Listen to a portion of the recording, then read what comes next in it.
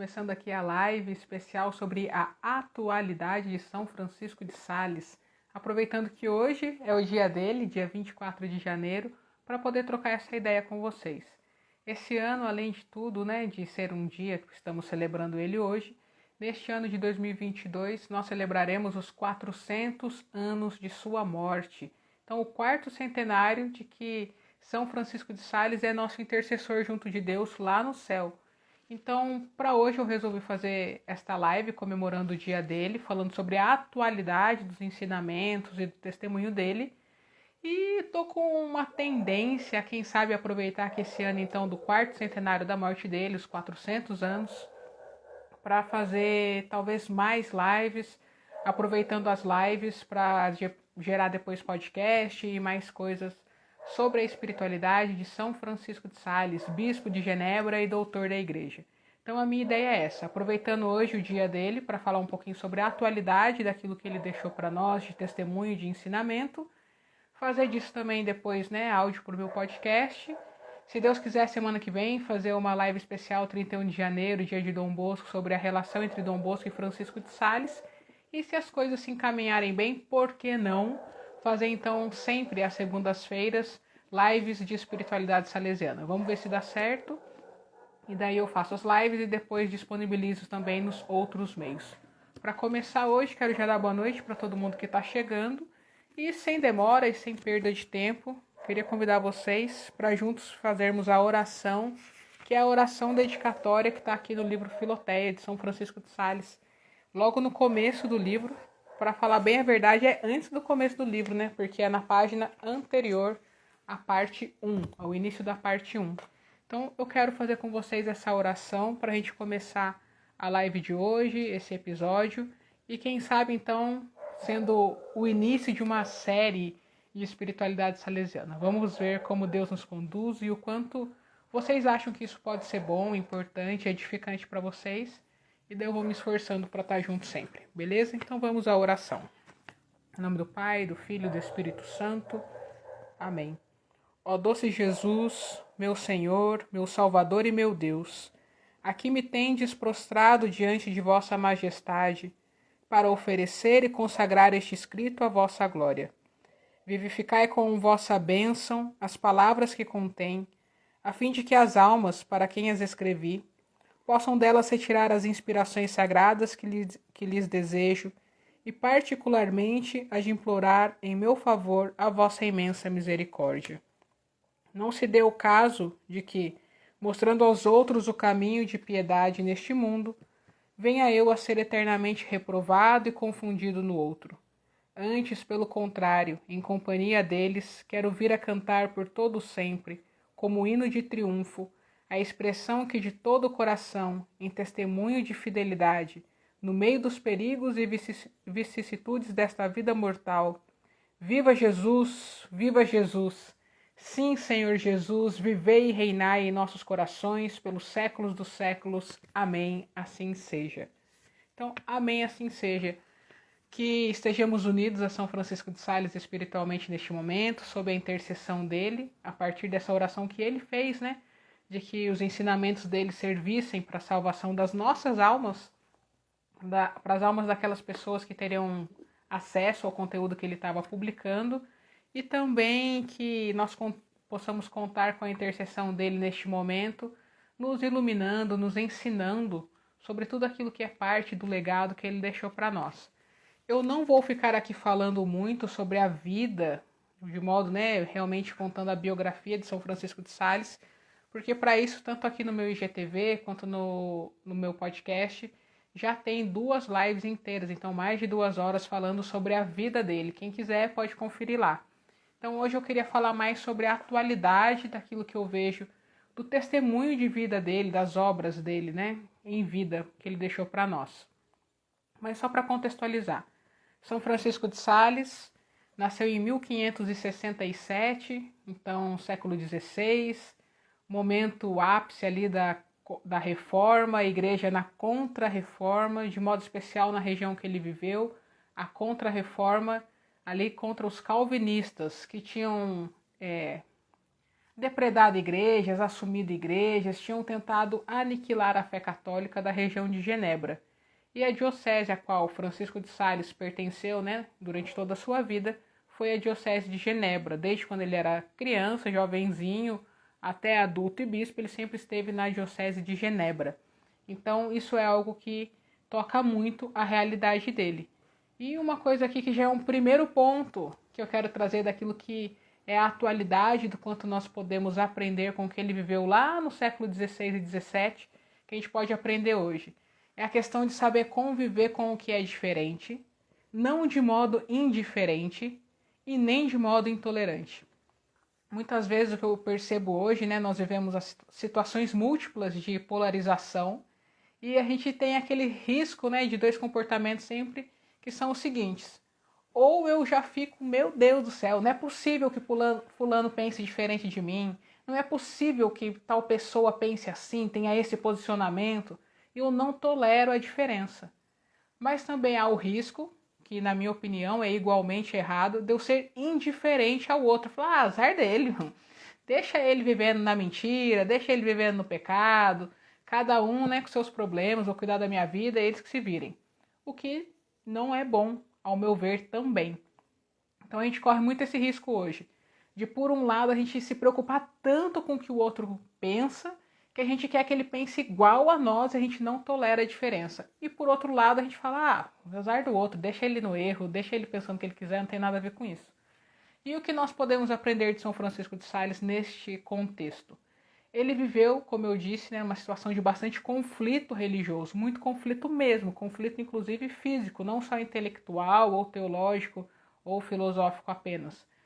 Os padres, os católicos naquela época, eram escorraçados dos lugares, a paulada, recebiam cusparadas na cara, apanhavam mesmo na rua se fossem vistos. Por isso, propriamente na cidade de Genebra, era proibida a entrada de católicos, era proibida a entrada de padres, de missionários, sob realmente pena de sofrer violência física, de ser preso e tudo mais. Francisco de Sales cresceu nesse ambiente, e vale aqui, né, só uma pequena colocação da biografia dele de quando ele era criança, para a gente entender como era esse ambiente de rivalidade, como era o temperamento dele bem forte, explosivo. O pai dele era cheio de terras, né, de propriedades, o senhor de Boisy, e um dia alguns calvinistas foram falar com o pai dele. Ele criancinha ainda, sei lá, 7 anos de idade, 8 anos de idade, ele ficou tão bravo de ver calvinistas ali na propriedade do pai dele, que ele pegou um pau e saiu dar pauladas nas galinhas, gritando, malditos huguenotes, saiam daqui! Então aí a gente vê o conflito muito grande entre católicos e calvinistas, plantado ali culturalmente, né, nos corações e na mentalidade, e a gente também vê o ímpeto dele natural, do temperamento dele, de ficar ali revoltado, querendo literalmente, né, matar os calvinistas que estavam lá a paulada também, né, como tantos católicos tinham sofrido das mãos dos calvinistas. E, no entanto, nós vemos que Francisco de Sales, assim que ele se tornou padre e foi enviado para a missão na região do Chablais, ele se deparou, né, com a igreja devastada, com as igrejas quebradas, queimadas, as imagens destruídas, com toda a hostilidade do povo que, quando o via passando, né, reconhecendo que ele era um sacerdote católico, falavam, né, blasfemavam contra ele, o xingavam, ameaçavam. Ele que tinha que ficar hospedado a 11 quilômetros do centro da cidade, no alto de uma montanha, durante o inverno, nos Alpes franceses, ali na divisa com a Suíça. Então imagina o tanto de frio, tanto de neve, 11 quilômetros de distância, para ter alguma segurança, porque essa era uma propriedade de um duque católico. Então vejam só todo esse ambiente hostil, a presença dele, a fé dele, aquilo que ele acreditava e tinha ido lá propagar. No entanto, Francisco de Sales, por volta dos seus 24, 25, 26 anos, durante o tempo da missão, ele não se deixou levar por isso, por toda essa hostilidade, pela polaridade, né, que existia ali das ideias, da fé que cada um professava, por nada disso, nem mesmo pelo temperamento explosivo dele, que a gente já viu no começo como era. O que ele fez? Antigamente, os padres iam para a missão nessa região, os padres que foram expulsos, e chegavam lá denunciando a heresia calvinista e falava: raça de víbora, vocês vão para o inferno, vocês estão dividindo a igreja de Cristo, vocês estão proclamando uma fé que é mentirosa, enganando o povo, vocês vão para o inferno, seus desgraçados. Logicamente, os calvinistas, ao receberem este anúncio, esta boa nova católica, se revoltavam e, sendo a maioria no lugar, expulsavam os católicos missionários. Quando Francisco de Sales chegou, ele foi morar nessa fortaleza, no alto da montanha, morou lá durante mais ou menos 6, 7 meses. Todos os dias, né, uma vida de sacrifício e de oração, começava com a Santa Missa, descia os 11 quilômetros montanha abaixo na neve, para estar com as pessoas da cidade, para olhar para elas, para sorrir para elas, para ter ali, né, um contato visual, concreto, humano com essas pessoas. E na medida da possibilidade, quando ele podia, né, conseguia falar uma coisinha com um ou com outro, ele começava: meu querido irmão, caríssimo, e sempre com muita amabilidade no trato com as pessoas, com muita educação, com muita doçura. E essa realidade foi então conquistando as outras pessoas, pensando: nossa, mas tem católico que é até educado, que é até bonzinho, que é até simpático, vamos ouvir, né, um pouquinho ele, como o que ele tem a dizer para nós. Talvez ele não seja tão ruim como a gente pensa que sejam os católicos. Então, numa situação de extrema polarização, de extrema intolerância de ideias e de fé, Francisco de Sales soube caminhar em paz ali, com tranquilidade, e somando e cumprindo a missão dele a partir desse comportamento. E eu disse, né, que num primeiro momento a gente corre o risco de polarizar, de querer discutir, de querer que o outro tenha que engolir aquilo que é a verdade que nós professamos, que é um risco. E também temos o risco, né, de ficarmos indiferentes. E de modo algum, Francisco de Sales, missionário no Chablais, foi indiferente a todo o erro na proclamação da fé que os calvinistas viviam. E o que ele começou a fazer então? Na medida que ele conseguia estabelecer essas relações com as outras pessoas, ele fazia o anúncio da fé católica. Mas como ainda era bem difícil, ele conseguiu um horarinho no local público, onde depois teria o culto calvinista, para que ele pudesse pregar a palavra de Deus. E o que acontecia? No início ia meia dúzia de pessoas, um ou outro ficava olhando escondido, e a gente pode pensar, para dar público, né, o que ele ia fazer? Começa falando o que todo mundo vai acolher, começa falando aquilo que vai agradar as pessoas para que elas voltem. E, no entanto, o que a gente vê, né? O início das pregações de São Francisco de Sales lá no Chablais foram justamente sobre as questões das controvérsias que havia entre o pensamento calvinista e o católico. Então, a primeira pregação dele, imaginem, ele chegou lá e já falou assim: olha, pessoal, eu vim aqui, né, sou um padre missionário, vim enviado pelo meu bispo, Dom Granier. Dom Granier é sucessor dos apóstolos que foram enviados por Cristo para anunciar a Boa Nova. Então eu venho, né, seguindo a linhagem deste mandato missionário. Daqui a pouco vai vir outra pessoa aqui pregar a palavra. E essa pessoa vem em nome de quem? Quem foi que enviou-o até aqui para falar de Deus para vocês? Cri, cri, cri, cri. Quem foi, né? Então, assim, ele já foi direto com o dedo na ferida, sucessão apostólica, vindo diretamente de Cristo. E assim, os outros temas que ele tratou também nesse início foram isso. Foram esses temas, assim, de ir logo esclarecer o que é a verdade católica. Então, falou do culto aos santos, falou do purgatório, falou da importância das obras, não só da fé para a salvação, e foi esclarecendo. O que muda não é que haja o anúncio da verdade que contrapõe aqueles que vivem na mentira. O que faz totalmente a diferença é a caridade com a qual nós anunciamos a verdade. E isso Francisco de Sales ensinou para os seus padres quando ele era bispo.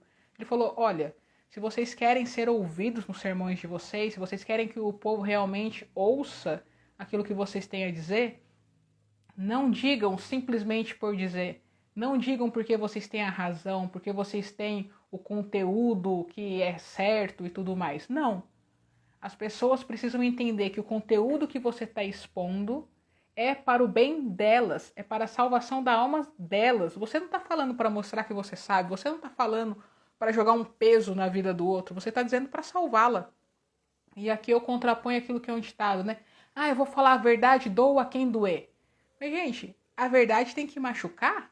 A verdade não é para libertar, a verdade vos libertará. Então a verdade não tem que ser algo que doa a quem doer, tem que ser alguma coisa que liberte a quem tem necessidade de libertação. E Francisco de Sales tinha isso. Então ele anunciava a verdade não para mostrar que o outro está no erro, nem para mostrar que ele está certo, mas para trazer quem está no erro para a verdade. Essa tem que ser a nossa preocupação também. Então, quando eu vou falar sobre qualquer assunto, eu estou falando porque eu quero ter razão, eu estou falando porque eu quero mostrar que eu sei, eu estou falando porque eu quero que o outro perceba que ele está errado e ponto final, ou eu estou falando porque eu quero colaborar com a busca da verdade que essa outra pessoa tem, para que ela também possa crescer na busca da verdade que ela tem e assim se salvar. Então fica aí um questionamento para nós, né? Então, no primeiro momento, essa questão da atualidade sobre viver numa sociedade onde a mentalidade, as práticas são polarizadas. E a gente não ser nem intolerante, nem indiferente, mas a gente com caridade, sempre servindo a verdade, a gente conseguir se aproximar do outro com doçura, com mansidão, e expor a verdade por amor ao outro, para que o outro se salve, para que o outro seja, né, fique fazendo essa experiência de libertação a partir da verdade encontrada na vida dele. Então esse é um primeiro ponto que eu acho que São Francisco de Sales tem muito para nos ensinar, mas muito mesmo, que tem muito daquilo que a gente vive hoje em dia e que com essa dica, né, a verdade é para libertar, não é para doer. A verdade deve ser dita para a salvação do outro. Então não é para ferir ou machucar ou humilhar o outro que eu digo a verdade, dou a quem doer, mas é para estender a mão e falar: meu irmão, vem para a verdade comigo. Então, muito do que a gente vê hoje, né, briga de rede social é o quê? Todo mundo querendo provar que tem razão e ninguém querendo ser libertação, ninguém querendo ser salvação na vida do outro. Então, São Francisco de Sales, rogai por nós, para que sejamos menos intolerantes e menos indiferentes e mais caridosos e mais sinceros na busca da verdade nas nossas vidas. Um segundo ponto que eu acho que ele é bem atual mesmo, é a questão que o Papa Francisco, né, desde que assumiu o pontificado dele, tem dito, né, sobre a igreja em saída. Na realidade, desde aqui da Conferência de Aparecida, em 2007, se eu não me engano, já tem essa proposta, né, igreja em saída, discípulos e missionários, a gente tem que ir atrás, conversão pastoral, mudanças e tudo mais, para o nosso anúncio do evangelho chegar à sociedade que está numa mudança de época.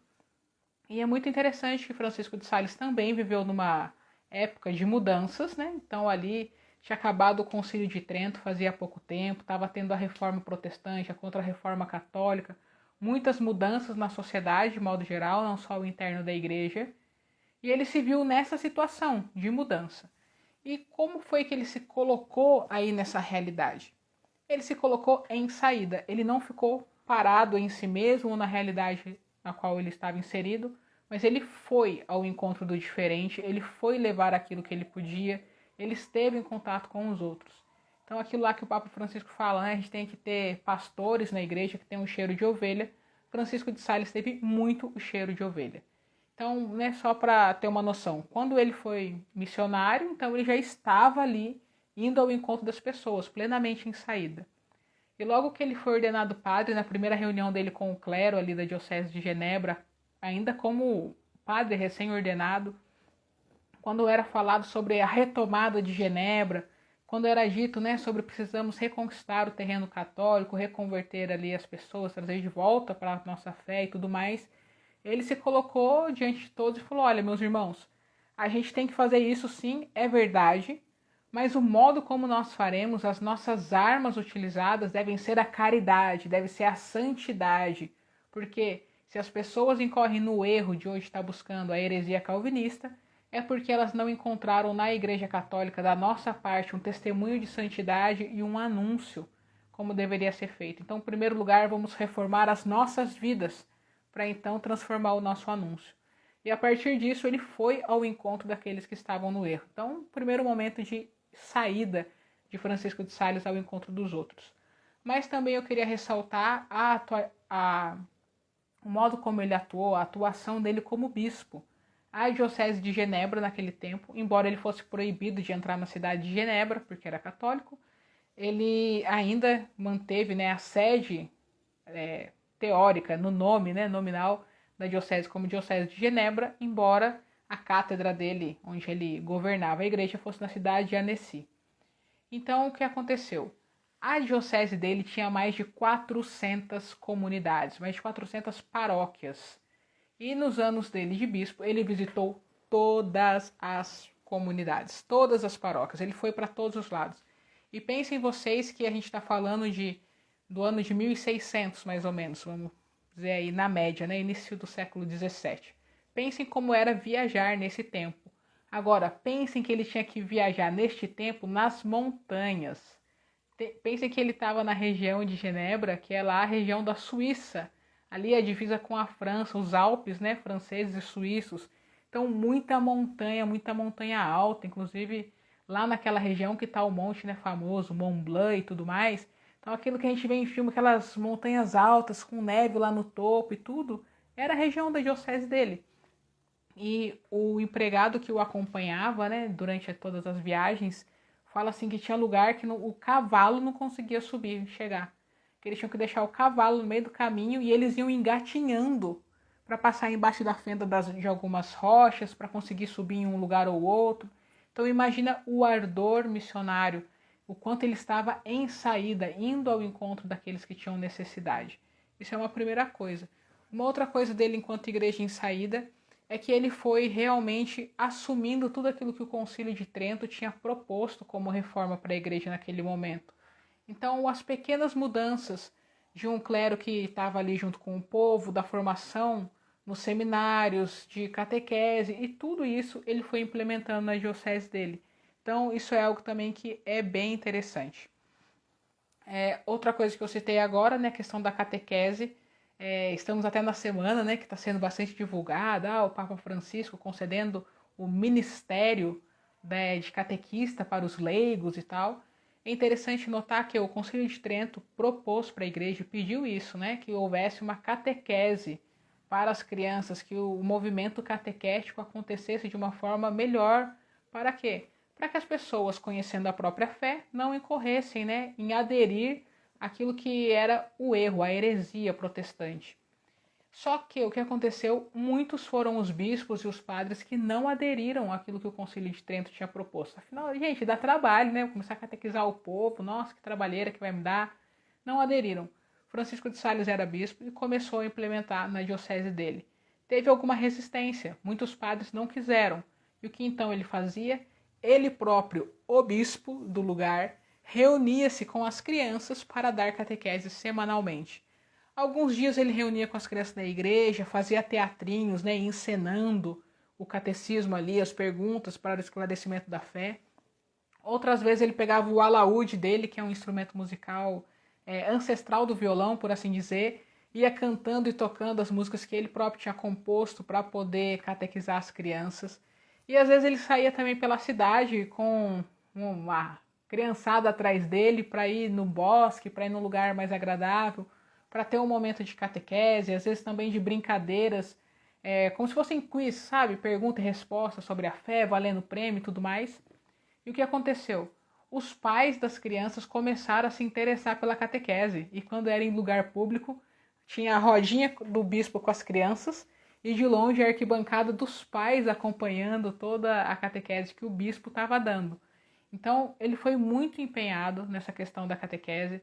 Ele também dava algumas tarefinhas para as crianças estudarem de catequese, porque sabia que elas fariam isso em casa e dessa forma, então, envolveriam também os pais no processo catequético e eles também seriam catequizados. Então vejam como ele foi um grande catequista. Não bastando isso, ele começou a perceber que em algumas cidades distantes da sede ali da diocese dele, tinham alguns leigos bem preparados e de boa vontade. Então o que ele começou a fazer já lá naquela época, há 400 e poucos anos, né, por assim dizer, ele instituiu como se fosse uma confraria, um clube, um grupo de leigos para serem catequistas, onde na ausência dele e na certa má vontade do clero do lugar que não queria assumir a catequese, esses leigos levariam adiante a missão catequética da igreja ali, anunciando e esclarecendo a fé das pessoas para que vivessem a vida sacramental e a fé católica da melhor forma possível. Então vejam a atualidade disso, né?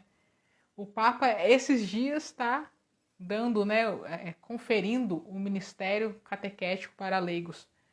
E lá naquela época já a gente vê um Francisco de Sales mobilizando os leigos, coisa que era praticamente inédita, para darem a catequese no lugar de um clero que estava acomodado ou de certa má vontade para fazer essa atividade. Além de que ele, pessoalmente, se comprometeu com essa missão e foi catequista durante anos das crianças da diocese dele. Então, mais uma coisa. Uma outra realidade que eu quero só falar passando, né? O Papa Francisco também, no magistério dele, que é super recente, quando ele escreveu para as famílias, ele falou da importância do acompanhamento das famílias, né? Que as famílias precisam ser acompanhadas, que as situações particulares precisam ser discernidas, que a gente não tem que aplicar as regras morais de um modo impessoal, que as regras sim existem, devem ser obedecidas, mas que a gente tem que ajudar as pessoas a compreenderem, a terem clareza dos porquês das coisas, para que então elas possam aderir e agir da melhor forma possível, de acordo com as regras. Então, falou muito dessa questão do acompanhamento para um discernimento sobre o modo de agir no cotidiano. E isso, gente, é muito o centro daquilo que Francisco de Sales propõe aqui na Filoteia, a obra dele que é o grande best-seller dele, né? A Filoteia eu tenho para mim que é o quê? É uma grande imersão da nossa consciência naquilo que é o correto.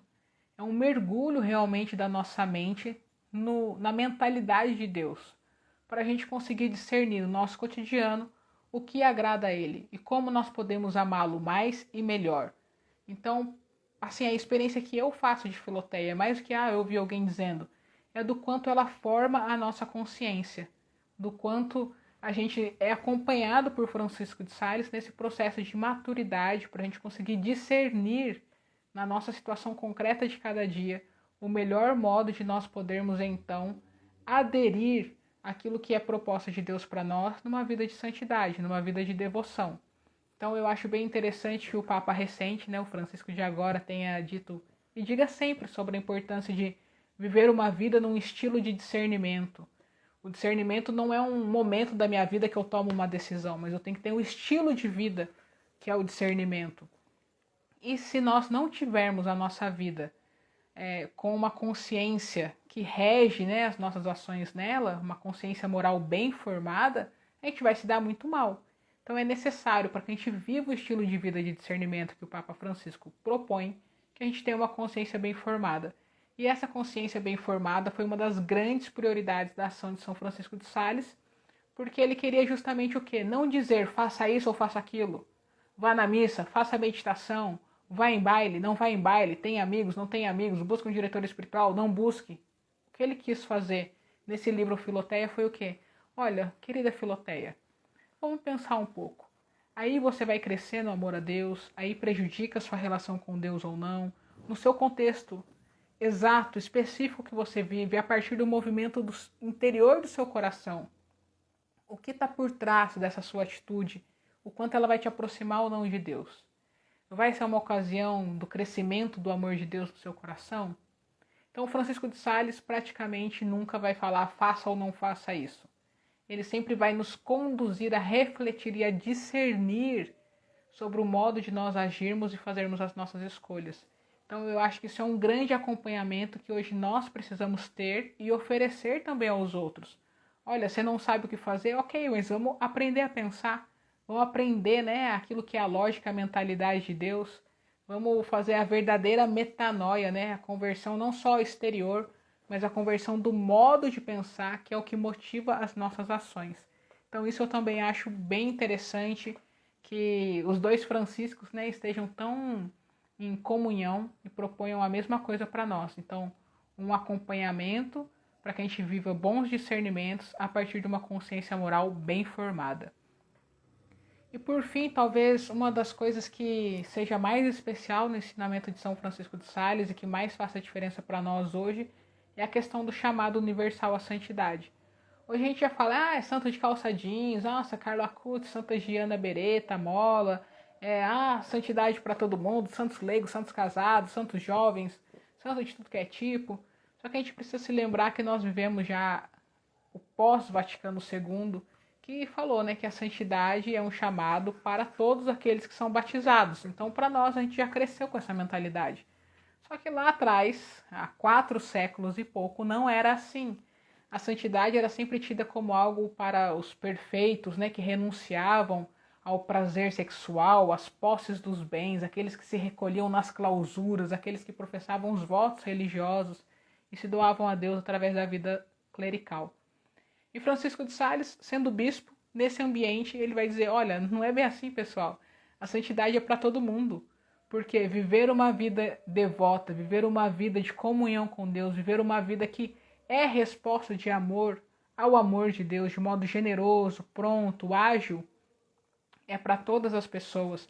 É para o advogado que está saindo do escritório, é para a dona de casa que está cuidando dos filhos, é para o nobre que vive na corte, é para o militar que está num exército em combate, é para todos nós. Então, São Francisco de Sales deixou esse grande legado para a igreja de que a santidade é para todos.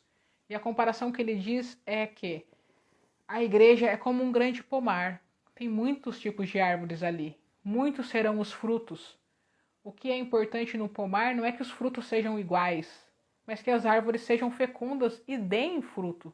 Então, o que é importante é que eu, como leiga, quem está aqui é padre como padre, quem é casado como casado, quem é celibatário como celibatária, no momento da vida que nós estamos, a gente possa dar frutos de santidade para o mundo e viver, né, esta vida de devoção.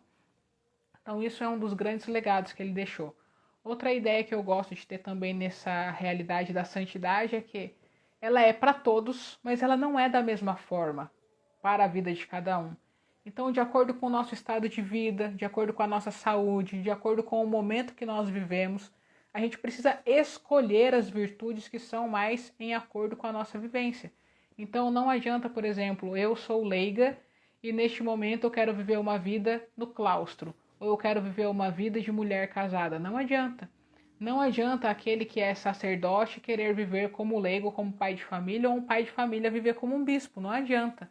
Também não adianta quem está doente querer viver como alguém saudável. E nem adianta alguém saudável fazer corpo mole como se estivesse doente.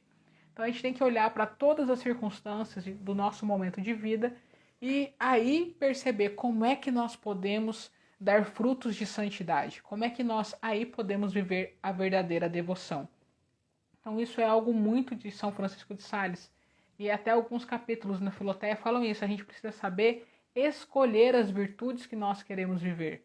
E qual a dica que ele dá? Escolha as virtudes que tenham a ver com o seu estado de vida, né? Não busque outras virtudes, com o seu momento atual. E virtudes que sejam contrárias aos seus maiores vícios, aos seus pecados veniais. Porque dessa forma você não só combate o vício, como você também adquire a virtude. Ao passo que se você só buscar uma virtude, adquiri-la já vai ser grande coisa, mas talvez você continue com uma vida cheia de vícios em outras áreas. Então, olha para a realidade da sua vida e encontra seus vícios, né, os seus pecados veniais, e procura aquilo que é a virtude contrária. Ah, então se você é uma pessoa que tem dificuldade com a luxúria, você vai procurar qual virtude? A virtude da pureza, a virtude da castidade, a virtude da temperança, virtudes que vão regular os seus apetites mais baixos. Então, dessa forma que ele ensinava. Então, busca a virtude não porque você sabe que os outros têm essas virtudes, porque essa virtude está na moda, ou que você ouviu dizer a virtude é bonita. Não. Busca a virtude que está em acordo com aquilo que é o seu momento específico de vida, com o que você está vivendo, com o que é o seu chamado de vida, com a sua situação neste momento. E com aquilo que é o contrário aos seus vícios, né? As virtudes contrárias aos vícios, que daí você cresce 2 vezes. Então eu acho que hoje, para a gente honrar São Francisco de Sales, era isso que eu queria falar com vocês. Não sei se quem está aqui, né? O pessoal entrou dando boa noite e tudo mais. Eu não fiquei dando boa noite para vocês, já mandei direto o assunto. Não sei se vocês têm alguma dúvida, se vocês têm alguma pergunta, se vocês querem fazer algum comentário sobre São Francisco de Sales, sobre a espiritualidade dele, se vocês querem sugerir algo. Então, se alguém tiver algo nesse sentido, né, para perguntar, se alguém quiser dar alguma sugestão, se quiser falar o que achou dessa minha iniciativa de hoje, está falando sobre a atualidade do ensinamento dele, se você já tinha visto, né, São Francisco de Sales aí com mais de 400 anos de vida, como este homem super atual para o momento de igreja que nós vivemos. Se você tiver algo a dizer, manda aí agora. Qualquer coisa que essa live eu vou deixar salvo, então pessoas vão assistir mais tarde. Eu vou pegar o áudio e vou transformar em podcast, então vão ouvir também nas outras plataformas. Não sei como você está ouvindo a este conteúdo. De qualquer forma, quem quiser trocar alguma ideia, quem quiser tirar dúvida, quem quiser dar sugestões, quem quiser me ensinar algumas coisas a mais sobre São Francisco de Sales, é só entrar em contato comigo pelo meu Instagram, que é FSTT. Do jeito que está escrito aqui no meu perfil, do jeito que está aí no meu podcast, no meu site, onde você estiver. Vamos lá. O Frei Ribamar Gomes está agradecendo porque eu mandei para ele hoje o decálogo de São Francisco de Sales, então quem não viu está aqui no meu feed e é muito bom. E o Frei falou que vai usar no confessionário. Isso mesmo, Frei, no confessionário e na vida, hein? Não vai só passar de penitência para os outros olhar o decálogo e você não ficar sendo um Frei franciscano salesiano. Pode ser salesiano mesmo sendo franciscano, viu, Frei? Sua bênção. O Padre Pedro está perguntando aqui, quais elementos da espiritualidade de São Francisco de Sales podem ser comunicados aos jovens? Querido Padre, meu irmão em salesianidade, todos eles são para os jovens. São Francisco de Sales, ele é muito humano, né? A gente fala do humanismo de São Francisco de Sales. Então, ele toca o coração sem reservas, né? E sem meias palavras, ele vai diretamente naquilo que é o núcleo mais importante da interioridade do ser humano.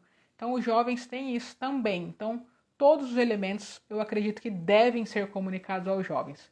Mas eu também sei que isso tem que ser de modo gradual. A gente não vai chegar de primeira para um jovem e já vai propor uma alta coisa, né, para que eles façam. Então, eu acho que o caminho proposto em Filoteia é o ideal, que é no sentido de fazermos uma experiência primeiro com Deus que nos ama. Então, como Dom Bosco dizia, né, estamos aqui em família salesiana, como citar Dom Bosco também, os jovens não só devem ser amados, mas eles devem saber que são amados. E a primeira alegria de um menino é saber ser amado. Mas muito mais do que ser amado por uma presença salesiana educativa no pátio ou numa igreja, numa escola, os jovens e cada pessoa precisa saber ser amado por Deus. É o amor de Deus, né, que vai dar essa realização e felicidade ao jovem e a todo mundo. Então eu acredito que a primeira coisa é a gente colaborar para que os jovens sejam apaixonados e saibam-se objeto de amor, um amor apaixonado de Deus por eles. E a partir desse conhecimento de Deus como um amigo, de Deus como um amante, né, baseado em Cânticos dos Cânticos, que foi das maiores referências bíblicas de São Francisco de Sales. Então, a partir dessa experiência de amor comunicada e favorecida ali ao coração do jovem, a gente começar a conduzir o jovem para esse caminho dessa vida de devoção que é proposto na Filoteia. Então, primeira coisa, você já sabe que Deus te ama e você já está disposto a amá-lo de modo concreto na sua vida, rompe com o pecado mortal. Não dá para ter conveniência, né, de ficar convivendo com aquilo que é pecado mortal. Rompe com o pecado mortal, vamos trabalhar a purificação do coração, nos afetos aos pecados veniais, vamos começar a ter uma vida de oração, vamos aprender a fazer o exercício de viver na presença de Deus. Não tem tempo para rezar, a vida é corrida, não tem problema. Reze sempre ejaculatórias. Vive em estado de graça, com a confissão frequente, com a comunhão, com a adoração. E ensinando o jovem a partir dessa vivência da fé apaixonada com Deus, que se faz ali presente no dia dele, em todos os momentos e lugares, que bastando que ele se recolha no coração dele para que ele encontre a Deus, a partir daí começar a propor uma vida realmente de virtude, né? De atitudes que sejam contrárias aos vícios, de atitudes que reflitam aquilo que é a imagem e semelhança desse jovem com Deus, para que ele faça a diferença no mundo e honre mais a Deus, glorifique mais a Deus com a própria vida. Então eu acho, Padre, que tudo não só pode, como deve ser colocado para os jovens. E é isso, um dos meus projetos de vida agora, é colocar São Francisco de Sales diante de todos nós, porque a Filoteia e os ensinamentos dele são um itinerário seguro para a nossa vida de santidade, sem peso, sem escrúpulos, pelo amor, de forma eficaz, realizadora, e que o nosso anúncio não será proselitista, né? Nós atrairemos as pessoas por aquilo que elas vão ver da nossa vida de amor com Deus. Então eu acredito que para os jovens e para todo mundo, a espiritualidade salesiana no modo, né, na pedagogia, na metodologia que está proposto aqui na Filoteia, seja uma das coisas mais incríveis que a gente possa oferecer hoje para todas as pessoas. Tem um pessoal aqui dando boa noite, agradecendo pela partilha, que Deus me abençoe, amém, Deus me abençoe, por favor, Deus. E mas é isso, gente, ninguém mais tem nenhuma dúvida ou comentário para fazer, aqui pelo visto, né, porque não mandaram mais nada, só foram dando boa noite e tudo mais. Então eu vou encerrar a live aqui agora. Quem quiser continuar trocando ideia, ficou com vergonha de mandar recado aqui. Quem chegou por último e daí acabou perdendo o time, né, de ouvir o que eu já falei para poder fazer pergunta, pode me mandar mensagem no Instagram. Quem tiver interesse em mais coisas de São Francisco de Sales, no meu Instagram, YouTube, site e podcast em todas as plataformas de áudio, você pode encontrar a biografia de São Francisco de Sales em 2 momentos, eu já falei de modo complementar. Você tem 10, 11 pontos da espiritualidade dele que mais fizeram a diferença na minha vida. E 5 episódios bem curtinhos que em breve eu vou inclusive regravar, apresentando a Filoteia para vocês em menos de 10 minutos. Se Deus quiser e prover o melhor aqui para nós, semana que vem, 31 de janeiro, eu volto para a gente ter um momento falando sobre a relação de São Francisco de Sales com São João Bosco. Então daí fica para a semana que vem, no dia de Dom Bosco, falar de Dom Bosco e São Francisco de Sales. Então quem perdeu o começo, eu vou deixar salvo, você ouve aí em alguma das plataformas e a gente continua trocando ideia por DM depois. Beleza, pessoal? São Francisco de Sales, bispo e doutor da igreja, patrono da família salesiana, dos jornalistas, dos escritores católicos, dos surdos, nosso grande mestre de espiritualidade, rogai por nós. Até mais, gente!